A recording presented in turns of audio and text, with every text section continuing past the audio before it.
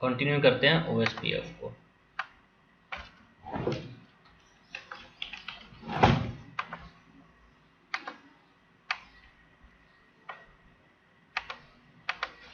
OSPF stand for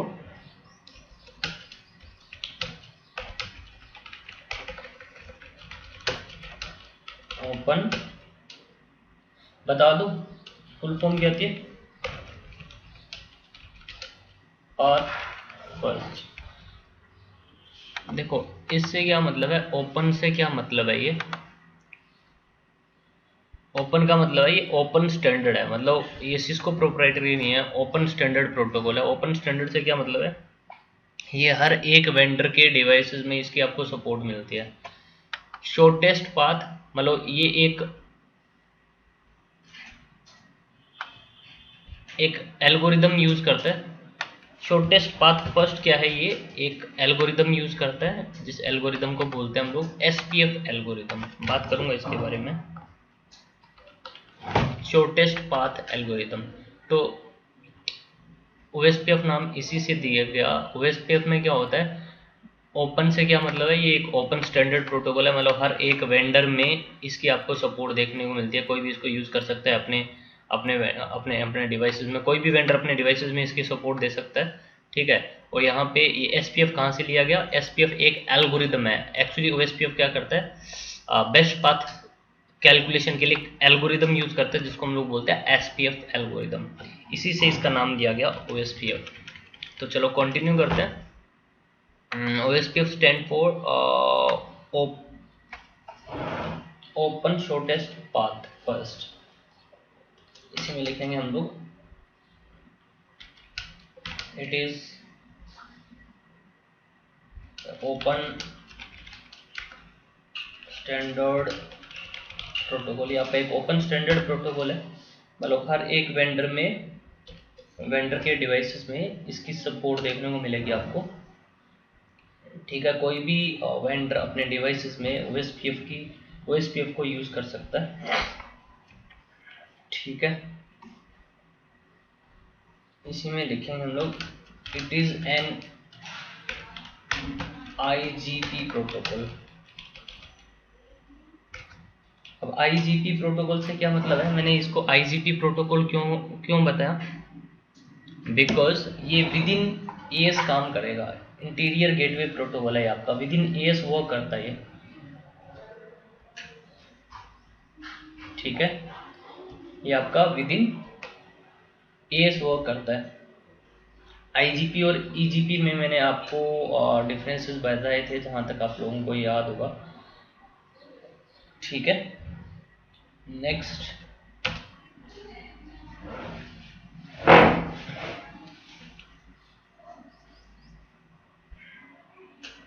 अगर मैं इसमें OSPF में डिस्कस करूं तो इसमें हम लोग लिख सकते हैं, इट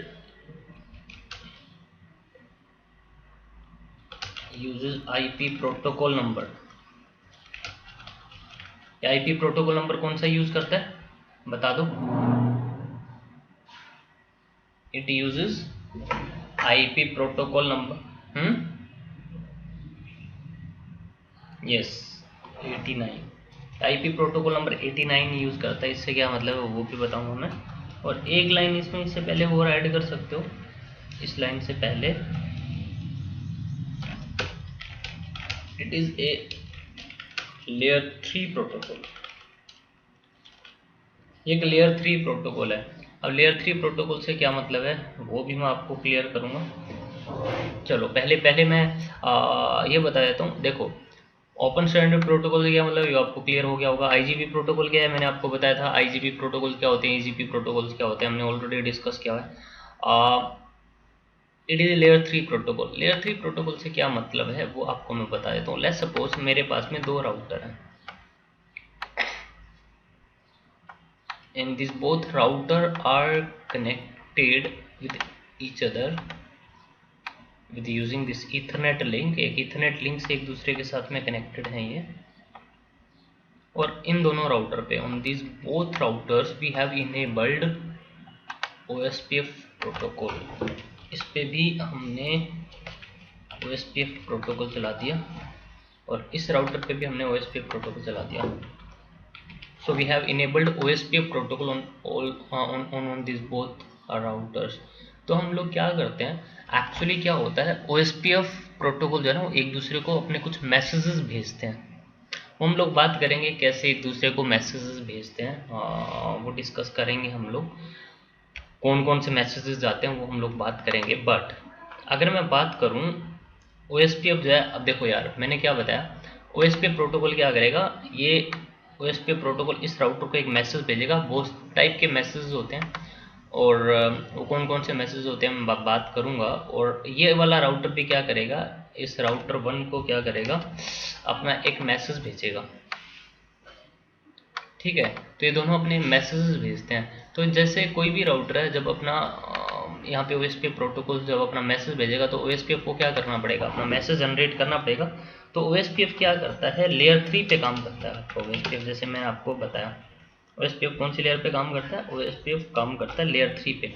तो लेयर 3 पे ही ये राउटर क्या करता है, OSPF क्या करता है, यहाँ पे अपना वो मैसेज जनरेट करता है। कोई भी मैसेज हो सकता है, मैं आपको बताऊंगा। जैसे एक हेलो मैसेज होता है, तो ये अपना एक मैसेज जनरेट करता है कौन सी लेयर पे, लेयर 3 पे। किस प्रोटोकॉल ने जनरेट किया, OSPF प्रोटोकॉल ने जनरेट किया। अब OSPF प्रोटोकॉल क्या करेगा, इस मैसेज को हैंडओवर कर देगा।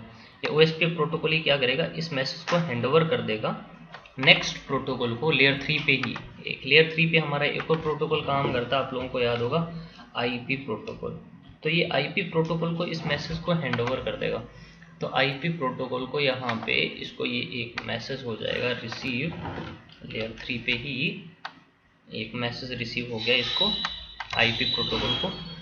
और अब OSPF, अब IP प्रोटोकॉल क्या करता है, आप लोगों को याद होगा, अब IP प्रोटोकॉल अपना एक IP हेडर अटैच करता था, याद होगा ना, जब अपना ये, हाँ, तो IP हेडर जब ऐड करेगा, देखो यार इस राउटर के इस इंटरफेस में हमें IP देना पड़ता था। जैसे मैंने IP दे दिया इस पर 12.1.1.1, यहाँ पे हमने IP कॉन्फ़िगर कर दिया 12.1.1.2, इस तरह से हमने IP कॉन्फ़िगर कर दिया। तो यहाँ पे क्या करेगा, ये जब अपना IP हेडर अटैच करता है IP प्रोटोकॉल, तो आपको याद होगा मैंने आपको बताया था इसमें कुछ इन्फॉर्मेशन ऐड करता था यहाँ पे। जैसे सोर्स IP एड्रेस क्या अटैच कर दिया उसने 12.1.1.1 and destination IP address attach होगा ना। और destination IP address will be what 224.1.1.5 use करता है, ये एक मल्टीकास्ट एड्रेस यूज करता है ये OSPF। ठीक है, तो ये सोर्स IP एड्रेस हो जाएगा, वो डेस्टिनेशन IP एड्रेस हो जाएगा। और मल्टीकास्ट IP एड्रेस क्यों यूज करता है, बिकॉज इस राउटर को पता नहीं है कि जो सामने वाला राउटर जो है उसका IP एड्रेस क्या है। OSPF को, सॉरी मैंने 1.1. लिख दिया क्या, सॉरी, हाँ वो 0.0.5 है यार। ठीक है, तो यहाँ पे सोर्स IP हो जाएगा 12.1.1.1, डेस्टिनेशन IP 224.0.0.5। और साथ में इसके मैंने आपको बताया था एक प्रोटोकॉल फील्ड भी होती है, तो प्रोटोकॉल नंबर क्या अटैच कर देगा। अब देखो ये जो मैसेज है वो किसने हैंडओवर किया है, ये वाला जो मैसेज दिया है वो किसने हैंडओवर किया है IP प्रोटोकॉल को, OSPF प्रोटोकॉल ने, राइट। तो यहाँ पे OSPF प्रोटोकॉल का IP header, sorry IP protocol number attach हो जाएगा। और OSPF का IP प्रोटोकॉल नंबर जो होता है वो क्या रहता है आपका 89, तो प्रोटोकॉल नंबर 89 अटैच हो जाएगा। ठीक है, तो IP प्रोटोकॉल क्या कर रहा है यहाँ पे, IP प्रोटोकॉल जैसे ही इस OSPF का जो ये मैसेज आ रहा है उसके साथ में अपना एक IP हेडर अटैच करता है, और इस कंप्लीट इंफॉर्मेशन को हम लोग क्या बोलते थे, पैकेट बोलते थे। और अब IP प्रोटोकॉल क्या करता है, इस पैकेट को हैंडओवर कर देता है नेक्स्ट लेयर को। और नेक्स्ट लेयर कौन सी है, लेयर 2। अब ये जितना पहले जो काम हुआ था वो कौन सी लेयर पे काम हुआ था, ये सारा काम हो रहा था हमारा लेयर 3 पे, राइट। तो अब IP प्रोटोकॉल क्या करेगा, इस पैकेट को हैंडओवर कर देगा कौन सी लेयर को, लेयर 2 को।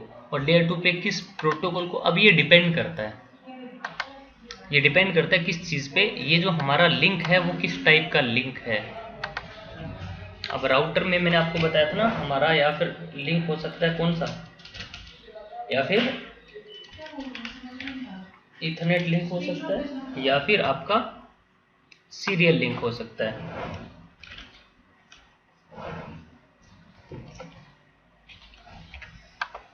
राउटर में दो टाइप के लिंक होते हैं, या फिर इथरनेट लिंक हो सकता है या फिर हमारा सीरियल लिंक हो सकता है, राइट।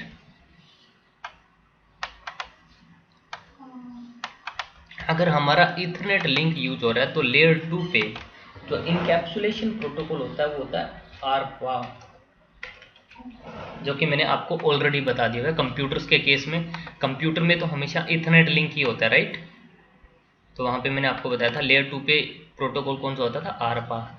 बट अगर आपका सीरियल लिंक है तो लेयर 2 पे जो प्रोटोकॉल है वो आरपा यूज नहीं होता, वो हो सकता है बाय डिफॉल्ट एचडीएलसी या फिर ट्रिपल पी या फिर फ्रेम रिले,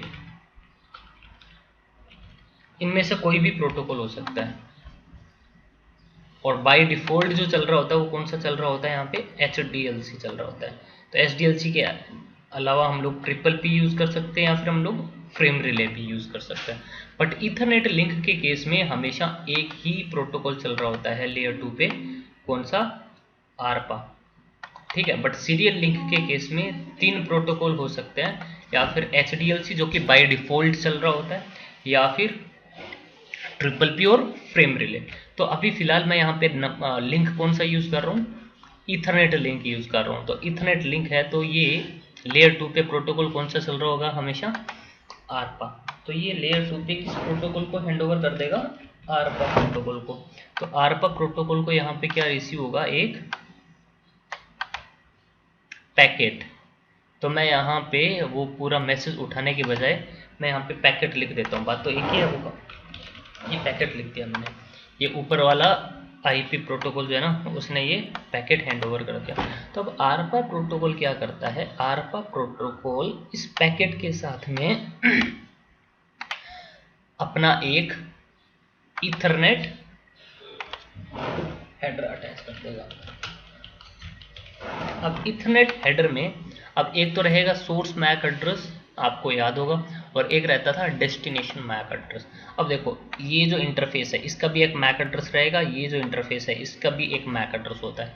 तो मैं मान लेता हूँ यहाँ पे मैक एड्रेस है 0A, और यहाँ पे जो मैक एड्रेस है दैट इज 0B, इनके मैक एड्रेसेस है। तो सोर्स मैक एड्रेस वो क्या अटैच कर देगा, 0A। Now what will be the destination MAC address. अब देखो यार, अब आप लोग बताओ मुझे डेस्टिनेशन मैक एड्रेस क्या रहेगा, बताओ। देखो एक चीज हमेशा ध्यान रखना, अगर लेयर 3 पे अगर डेस्टिनेशन आईपी एड्रेस क्या है, यूनिकास्ट, अगर यहाँ पे होता है 12.1.1.2 तो मैक एड्रेस भी उसी का आता है यहाँ पे 12.1.1.2 का, और 12.1.1.2 का यहाँ पे हमारा मैक एड्रेस क्या है, 0B। बट यहाँ पे अगर होता ब्रॉडकास्ट आईपी एड्रेस तो डेस्टिनेशन मैक एड्रेस भी क्या होता, ब्रॉडकास्ट, उस ब्रॉडकास्ट आईपी का मैक एड्रेस वो होता F 12 time F, broadcast MAC address होता वो आपका, ठीक है। अगर यहाँ पे है हमारा डेस्टिनेशन आईपी एड्रेस मल्टीकास्ट, तो यहाँ पे जो मैक एड्रेस भी रहेगा वो भी क्या रहेगा, डेस्टिनेशन वो क्या रहेगा, मल्टीकास्ट रहेगा। अब बात करते हैं मल्टीकास्ट मैक एड्रेस होगा क्या वो। तो मल्टीकास्ट मैक एड्रेस कैसा रहेगा, वो राउटर ऑटोमेटिकली कैलकुलेट करेगा, वो आने वाले टाइम में आपको पता चल जाएगा कैसे कैलकुलेट करता है। तो ये जो डेस्टिनेशन आईपी एड्रेस होता है उससे ही वो automatically multicast MAC address calculate कर लेता है राउटर, और यहाँ पे वो मैक एड्रेस अटैच कर देता है 0B, सॉरी मल्टीकास्ट ना, लेट्स सपोज 0M, ये मल्टीकास्ट मैक एड्रेस कैलकुलेट कर लिया इसने। तो ये पैकेट किसने हैंडओवर किया था, यहाँ पे किस प्रोटोकॉल ने हैंडओवर कर दिया था लेयर 2 पे, आईपी प्रोटोकॉल ने। तो आपको याद होगा यहाँ पे इथरनेट हेडर में एक टाइप फील्ड भी थी, तो आईपी प्रोटोकॉल का टाइप कोड अटैच हो जाएगा 0x 0800, ठीक है। और ये एक इथरनेट हेडर अटैच हो जाएगा और इस पूरी कंप्लीट पैकेट इंफॉर्मेशन को हम लोग क्या कॉल करेंगे, फ्रेम। ये फ्रेम बन जाएगा ना, ये फ्रेम बन जाएगा। और ये अब आईपी, अब ये आरपा प्रोटोकॉल क्या करेगा, इस फ्रेम को हैंडओवर कर देगा नेक्स्ट लेयर को। कौन सी लेयर को, लेयर 1 को। लेयर 1 पे किसको, इथरनेट कार्ड को इथरनेट कार्ड या लैन कार्ड जो भी आपका, इथरनेट कार्ड को हैंडओवर कर देगा। तो इथरनेट कार्ड को यहाँ पे एक फ्रेम हो जाएगा रिसीव, ये फ्रेम मिल जाएगा इसको, ये लो फ्रेम आ गया, फ्रेम मिल जाएगा इसको। और ये इथरनेट कार्ड क्या करेगा, इस फ्रेम को कन्वर्ट कर देगा किसमें, बिट्स में, 010101 बाइनरी कोड में क्या कर देगा, कन्वर्ट कर देगा इसको। और ये बिट्स को इस फिजिकल मीडिया पे कर देगा प्लेस। समझ में आ रही बात। और यहाँ पे इस राउटर के इस इंटरफेस पे क्या रिसीव हो जाएंगी, बिट्स रिसीव हो जाएंगी। तो मैं आपको यहाँ पे बता देता हूँ, ये बिट्स रिसीव हो गई इस यहाँ पे इस इस राउटर के इस इंटरफेस पे बिट्स क्या हो गई, रिसीव हो गई। कौन सी लेयर पे रिसीव होंगी है, लेयर 1 पे। और लेयर 1 पे किसको रिसीव होंगी है, बता दो मुझे, इथरनेट कार्ड को। और इथरनेट कार्ड क्या करेगा, इथरनेट कार्ड को लेट्स सपोज रिसीव हो गई हैं ये बिट्स, इस फिजिकल मीडिया से ये बिट्स आएंगी, फिजिकल मीडिया से होते हुए बिट्स यहाँ पे रिसीव हो जाएगी इस इथरनेट कार्ड को। और ये इथरनेट कार्ड क्या करेगा, इस बिट्स को इन बिट्स को कन्वर्ट कर देगा फ्रेम में। और फ्रेम में कन्वर्ट करने के बाद में जो इन्फॉर्मेशन बचेगी वो फ्रेम हैंडओवर कर देगा अपर वाली लेयर को, लेयर 2 को। तो लेयर 2 को ये फ्रेम मिल जाएगा यहाँ पे, है ना। और लेयर 2 पे किस प्रोटोकॉल को, इस आरपा प्रोटोकॉल को। तो यहाँ पे लेयर 2 पे आरपा प्रोटोकॉल को ये क्या मिलेगा, फ्रेम मिलेगा। अब ये लेयर 2 पे आरपा प्रोटोकॉल क्या करेगा, इस इथरनेट हेडर को क्या करेगा, रिमूव करेगा। जब ये रिमूव करेगा इसको मिलेगा डेस्टिनेशन मैक एड्रेस क्या है, मल्टीकास्ट है, राइट। तो ये इसको क्या कर लेगा, ये एक्सेप्ट कर लेगा, ठीक है। और जो बचा हुआ इंफॉर्मेशन है वो किसको हैंडओवर कर देगा, ये चेक करेगा टाइप फील्ड। टाइप फील्ड में यहाँ पे ये कोड किसका है, यहाँ पे IPv4 का। तो बचा हुआ पेलोड है, ये तो हेडर तो क्या हो जाएगा, यहाँ पे लेयर 2 पे रिमूव हो जाएगा इथरनेट हेडर। तो बचा हुआ पेलोड है वो किसको हैंडओवर कर देगा, ये हैंडओवर कर देगा आपका लेयर 3 पे, किसको, लेयर 3 पे IP प्रोटोकॉल को। तो IP प्रोटोकॉल को ये पैकेट मिलेगा ये वाला यहाँ पे। तो ये लेयर 3 पे IP प्रोटोकॉल क्या करेगा, इस IP हेडर को क्या कर देगा, रिमूव कर देगा। और चेक करेगा डेस्टिनेशन IP एड्रेस क्या है, मल्टीकास्ट है। तो ये भी क्या कर लेगा, लेयर 3 पे IP प्रोटोकॉल इसको भी क्या कर लेगा, एक्सेप्ट कर लेगा, ठीक है। और ये जो बचा हुआ मैसेज है वो किसको हैंडओवर कर देगा, ये चेक करेगा IP प्रोटोकॉल कौन सी field, protocol field. Protocol field में प्रोटोकॉल नंबर किसका, IP का है। तो ये बचा हुआ मैसेज किसको हैंडओवर कर देगा, लेयर 3 पे ही यहाँ पे एक प्रोटोकॉल चल रहा होगा यहाँ पे OSPF को हैंडओवर कर देगा। तो यहाँ पे OSPF को क्या हो जाएगा, वो अपना एक मैसेज रिसीव हो जाएगा।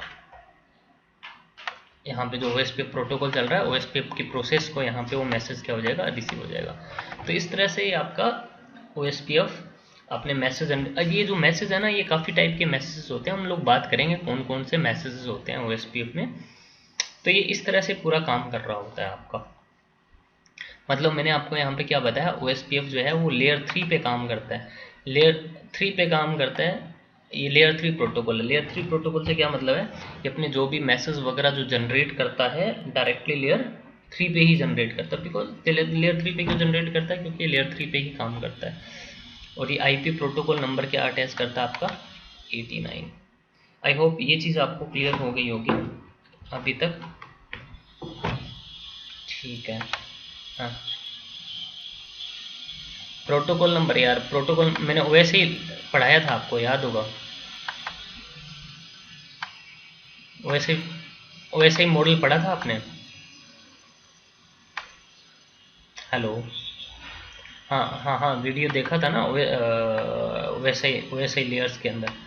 तो ये यहाँ पे देखो यार, ये इसने 89 अटैच किया। जरूरी थोड़ी ना इस राउटर पे OSPF ही चल रहा हो, ऐसा भी तो हो सकता है इस राउटर पे क्या चल रहा है, EIGRP चल रहा है और OSPF दोनों चल रहे हैं, ऐसा भी तो हो सकता है। बट यहाँ पे लेयर 3 पे जब ये पैकेट आया, तो लेयर 3 पे आईपी प्रोटोकॉल को कैसे पता चलेगा जो ये मैसेज है वो OSPF का आ रहा है या फिर EIGRP का आ रहा है। तो आईपी प्रोटोकॉल यहाँ पे देखिएगा 89 है, तो किसका ये, OSPF का, तो OSPF को हैंड ओवर कर देगा। EIGRP का एक अलग प्रोटोकॉल नंबर होता है, 88 होता है, ठीक है।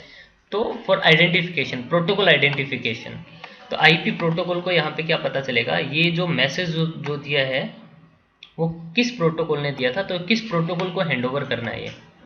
अब इस राउटर पे तो EIGRP भी चल रहा है, OSPF भी चल रहा है, तो इस आईपी प्रोटोकॉल को यहाँ पे लेयर 3 पे कैसे पता चलेगा जो ये मैसेज आ रहा है वो EIGRP के लिए आ रहा है या OSPF के लिए आ रहा है। तो फॉर प्रोटोकॉल आइडेंटिफिकेशन यहाँ पे हमारी ये प्रोटोकॉल नंबर अटैच हो रहा है लेयर 3 पे। क्लियर है? हाँ ठीक है। तो ये, हाँ हाँ बताइए। हम्म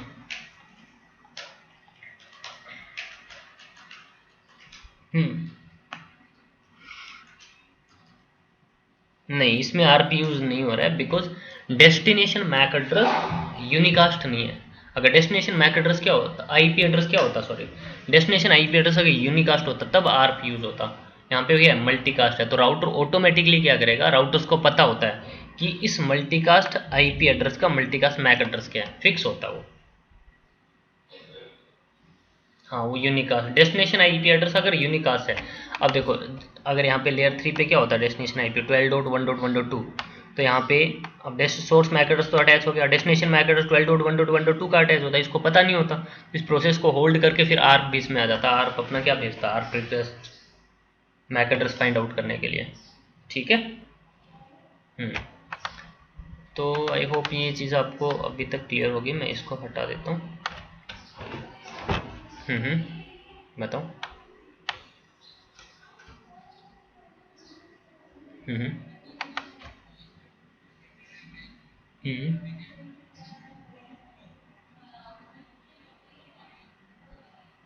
किसने बोला प्रोटोकॉल नंबर असाइन करने का लेयर 4 पे काम होता है? वो तो पोर्ट नंबर होता है। हाँ लेयर 3 पे असाइन होता है प्रोटोकॉल नंबर आपका। ठीक है, ओके यार। नेक्स्ट अगर मैं बात करूँ,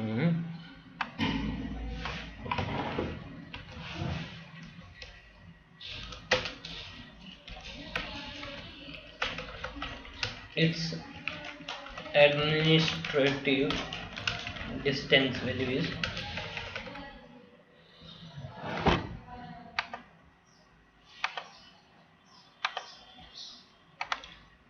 तो इसकी जो एडमिनिस्ट्रेटिव डिस्टेंस है,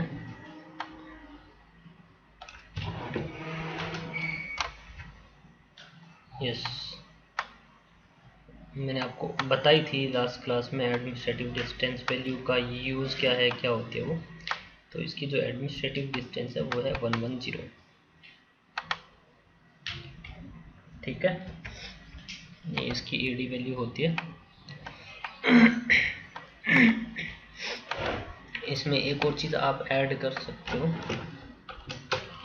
it uses multicast MAC address, ये दो, सॉरी मल्टीकास्ट आईपी एड्रेस, ये दो मल्टीकास्ट आईपी एड्रेस यूज करता है, 224.0.0.5 एंड 224.0.0.6। तो आने वाले टाइम में आपको पता चल जाएगा 5 एड्रेस कब यूज होता है और 6 मल्टीकास्ट आईपी एड्रेस कब यूज करता है ये OSPF अपना। ठीक है, तो ये एक मल्टीकास्ट आईपी एड्रेस यूज कर रहा होता है अपना। और नेक्स्ट अगर हम लोग इसकी बात करें,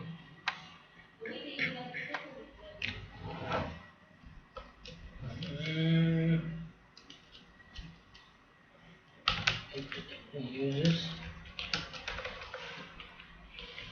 SPF algorithm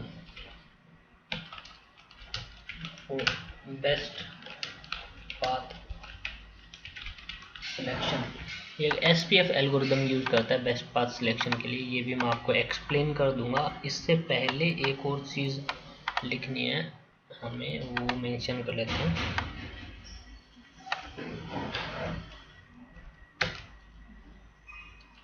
It uses cost as a metric, as a metric cost use करता है।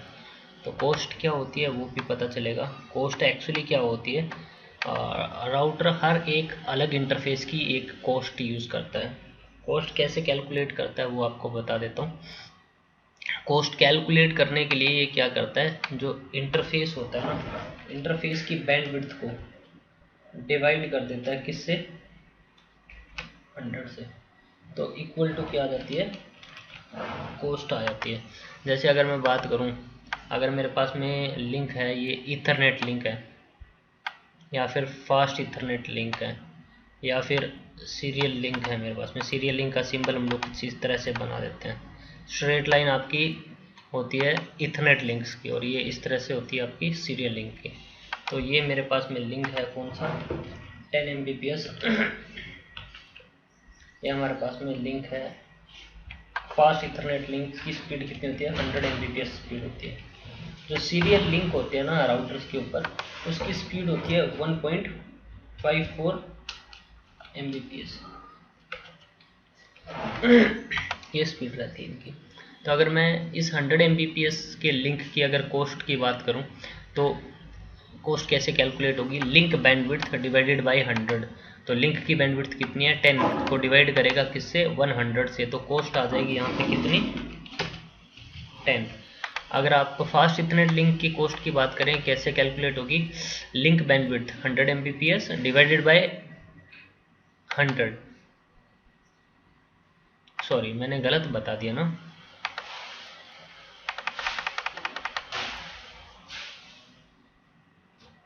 मैंने गलत बता दिया। इसको ये नहीं बोलेंगे, इसको बोलेंगे हम लोग रेफरेंस बैंडविड्थ। फॉर्मूला होता है कोस्ट कैलकुलेट करने का, रेफरेंस बैंडविड्थ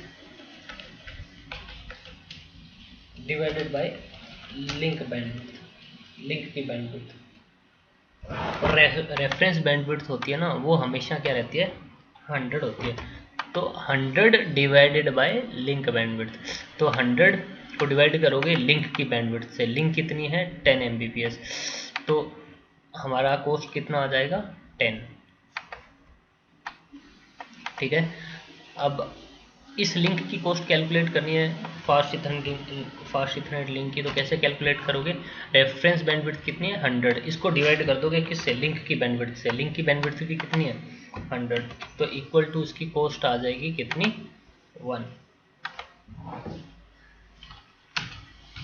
अब अगर आपने सीरियल लिंक की कोस्ट कैलकुलेट करनी है, कैसे कैलकुलेट करोगे, रेफरेंस बैंडविड्थ कितनी है, 100, और डिवाइड करोगे इसको किससे, लिंक की बैंडविड्थ से। और लिंक की बैंडविड्थ कितनी है, 1.54 Mbps। तो कोस्ट आ जाती है 64। मैं दिखा देता हूँ, ये देखो, 100 divided by, sorry 100 divided by 1.54 equal to 64 point something आ जाएगा। और ये OSPF जो है ना, वो पॉइंट्स वैल्यू को कंसिडर नहीं करता, तो हम लोग इसको क्या यूज़ कर लेते हैं, 64। तो यहाँ पे इसकी कोस्ट कितनी आ जाएगी सीरियल लिंक की, 64। तो ये इस तरह से क्या करता है, कोस्ट कैलकुलेट करता है। और कोस्ट कैलकुलेट कैसे करेगा, मैंने क्या बताया, रेफरेंस बैंडविड्थ को डिवाइड कर देगा लिंक बैंडविड्थ से। और रेफरेंस बैंडविड्थ बाय डिफ़ॉल्ट कितनी होती है, 100 होती है। तो कोई भी लिंक की अगर कोस्ट कैलकुलेट करनी है तो इस फॉर्मूले से वो कैलकुलेट कर लेता है। और मैंने क्या बताया, ये कि SPF एल्गोरिदम यूज़ करता है फॉर बेस्ट पाथ सिलेक्शन। चलो इसको ना मैं एक एग्जांपल से आपको बता देता हूँ किस तरह से ये यूज़ करता है। जैसे ये एक राउटर है हमारा, ये कुछ नंबर ऑफ राउटर्स हैं यहाँ पे, ठीक है। ये इस तरह से कुछ नंबर ऑफ राउटर अटैच्ड हैं।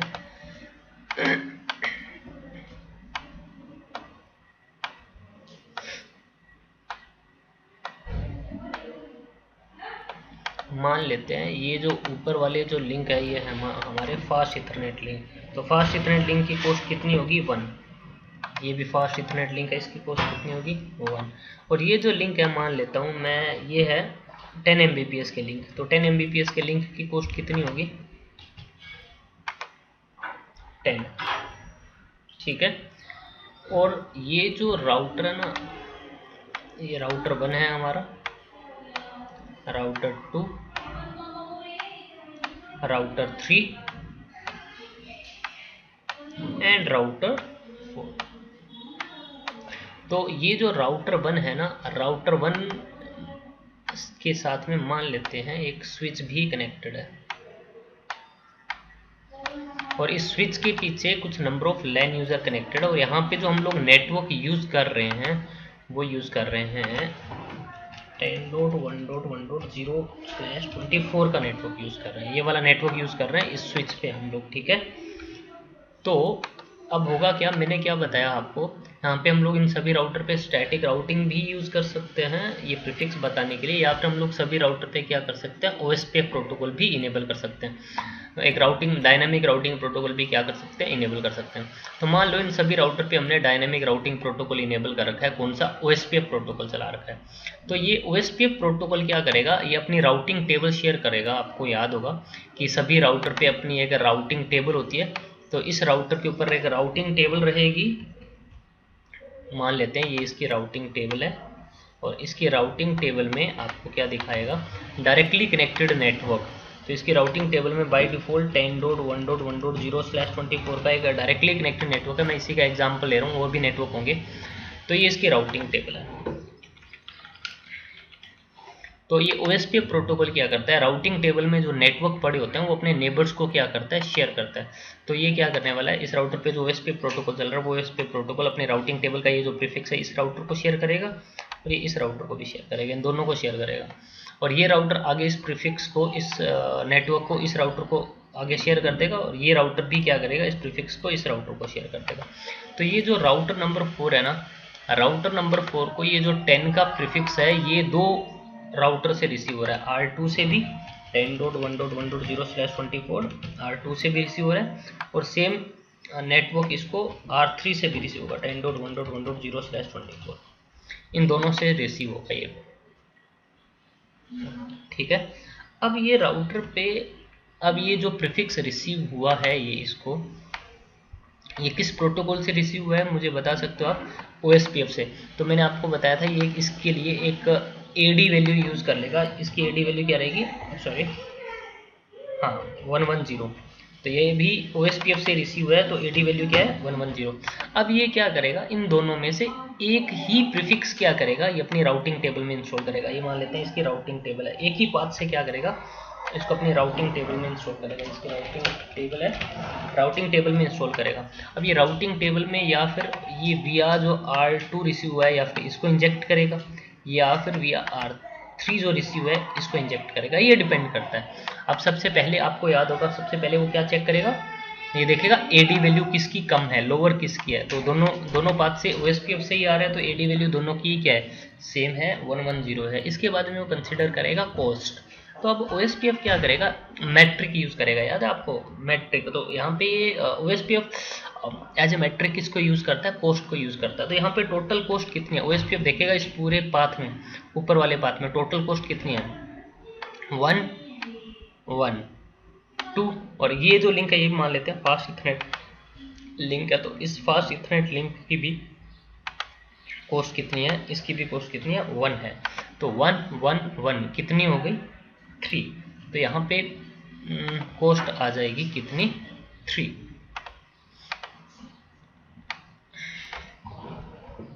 कॉस्ट कितनी आ गई 3। और जब OSPF देखेगा इस वाले पूरे पाथ की मैट्रिक कितनी है, इस वाले पूरे पाथ की मैट्रिक है देखो 10 10 एंड 1। तो टोटल इस पूरे पाथ की मैट्रिक कितनी होगी 21। राइट और नॉट?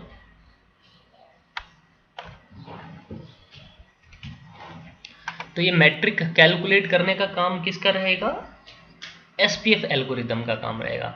मैट्रिक कौन कैलकुलेट करता है? Total SPF algorithm. तो ये एसपीएफ, इस राउटर पे एसपीएफ एल्गोरिदम चल रही होगी। एसपीएफ एल्गोरिदम ने क्या देखा, इस अगर पाथ से जाता है इस प्रीफिक्स तक,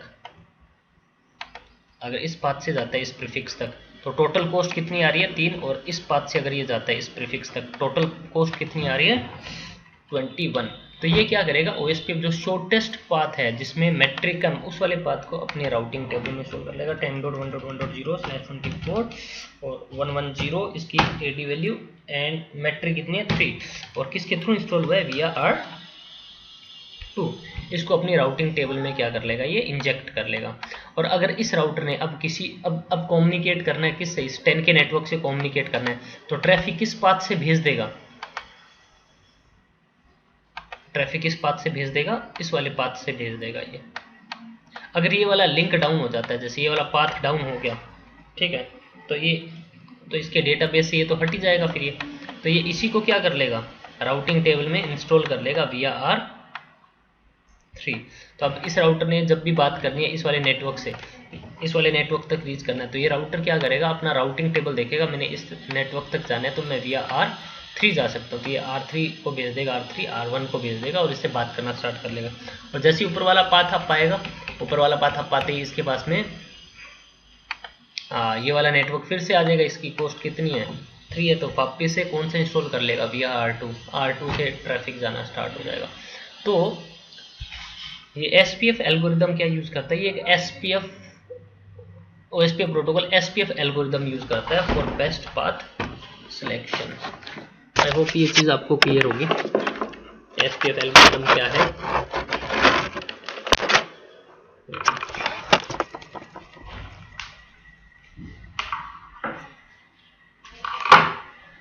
एक मिनट होल्ड करना है।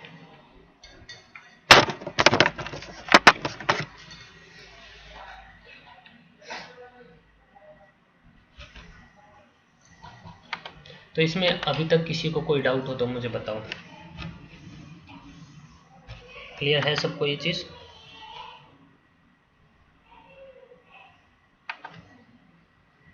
बोलो। ठीक है।